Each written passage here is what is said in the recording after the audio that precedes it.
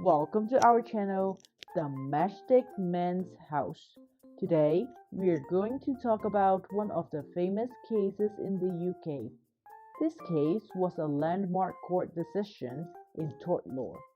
It is Donoghue versus Stevenson, which was a case about snails. In 1932, Mistress May Donoghue went to a cafe with a friend, and her friend ordered a Scotsman ice cream float for her. The owner brought ginger beer and ice cream to them and poured the ginger beer out for them. A decomposed snail flowed out along with beer when her friend refilled the beer for her. Mrs. Donoghue claimed that she felt sick after the incident and complained about the abdominal pain. According to her statement, she requested a doctor consultation 3 days after the incident and went for emergency treatment 2 weeks later. The ginger beer was manufactured by Mr. David Stevenson. Mr. Donoghue claimed Mr. Stevenson for £500 in this case, which equaled at least £27,000 in 2012.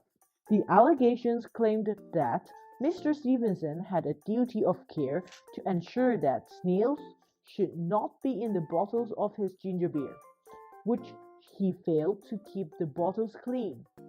He provided an opportunity for snails to get into the bottle. Mr. Stevenson denied that there were snails in his ginger beer.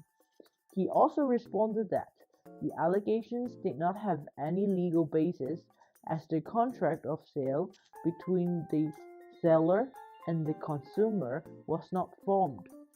In this case, Mr. Donoghue and Mr. Stevenson had no contractual relationship because she was not the one to buy her ginger beer.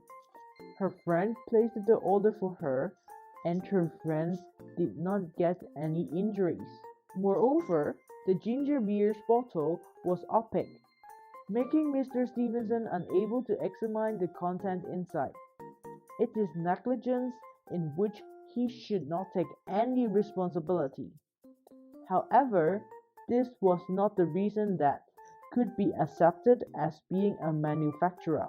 Referring to the neighbor principle, wherever a man receives any hurt through the default of another, though the same were not willful, yet, if it is occasioned by negligence or folly, the law gives him an action to recover damages for the injury so sustained.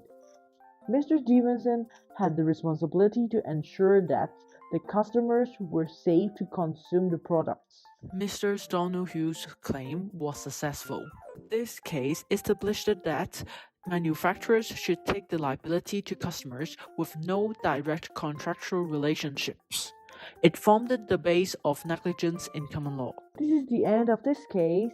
If you like our videos or you want to know more about something similar, please subscribe our channel, like this video and press the little bell. See you next time. Bye!